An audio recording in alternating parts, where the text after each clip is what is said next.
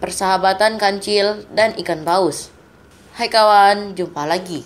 Abang Ridwan kali ini akan menggambar dan juga menceritakan satu dongeng yang berjudul Persahabatan Kancil dan Ikan Paus. Bagaimanakah kelanjutannya? Sebelum kalur ceritanya, pastikan untuk mensupport kita ya dengan cara like, komen, subscribe, dan nyalakan loncengnya juga ya. Oke, kita langsung ke alur cerita. Pada suatu tempat, ada hutan yang memenuhi seisi pulau. Di hutan ini terdapat seekor kancil yang hidup di sana. Suatu ketika, kancil sedang berjalan di tepi pantai untuk mencari makan dan menikmati sore hari. Tiba-tiba, ia melihat ada seekor ikan paus yang terdampar. Kancil mencoba menyentuh paus dengan kakinya, namun tidak ada pergerakan sedikit pun dari paus. Karena merasa iba, dengan sekuat tenaga, kancil mendorong ikan paus yang besar itu untuk kembali ke pantai. "Bertahanlah," kata kancil sambil mendorong ikan paus dengan badannya. Setengah tubuh ikan paus akhirnya mulai terkena air. Ombak di pantai membantu paus terbawa sampai ke tengah laut. Paus pun akhirnya sadar. Ia pun kembali ke pinggir pantai, melihat kancil yang duduk kelelahan. "Terima kasih. Bagaimana aku bisa membalas kebaikanmu?" tanya paus. Kancil pun bingung untuk menjawabnya, lantaran paus tidak bisa membantunya mencari makan di hutan. Selama hidupku, aku hanya bermain di hutan dan di pantai. Aku belum pernah menyusuri laut," kata kancil pada ikan paus. "Sini, naik ke atas tubuhku," kata paus sambil menaikkan tubuhnya melewati permukaan air.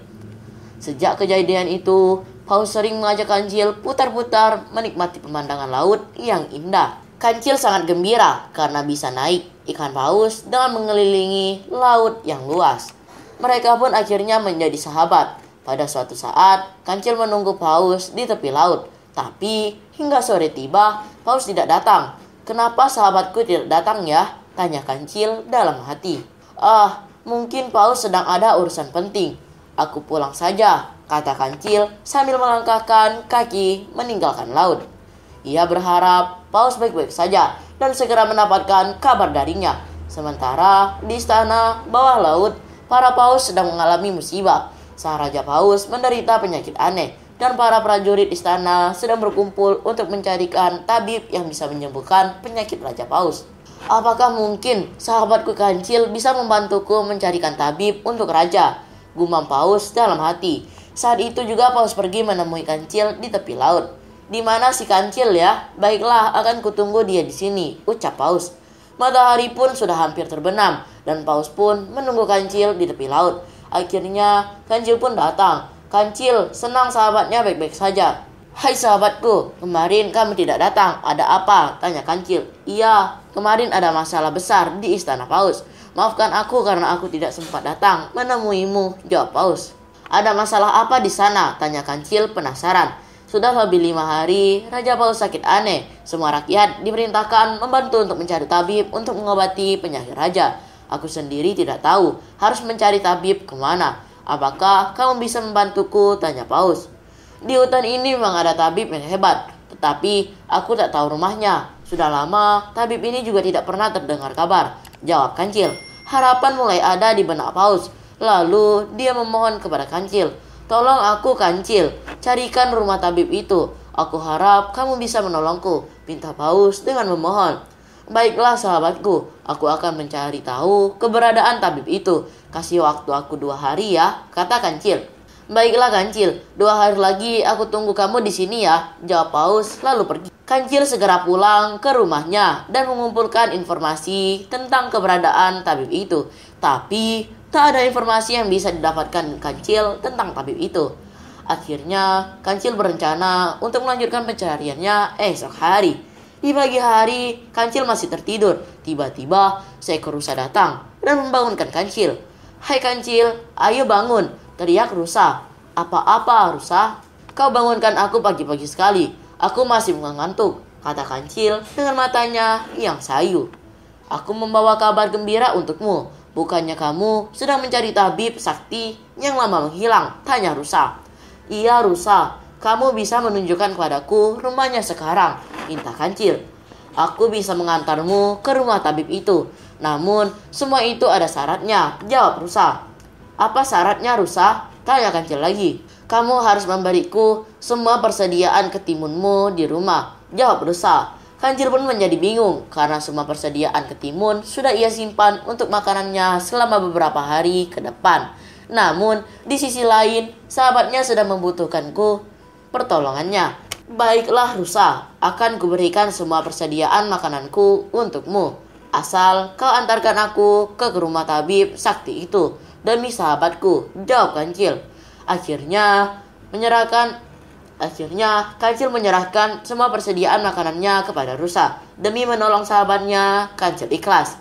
Apakah kamu tidak takut kelaparan, kancil? Tanya rusa. Tidak, demi menolong sahabatku, aku ikhlas rusa, jawab kancil.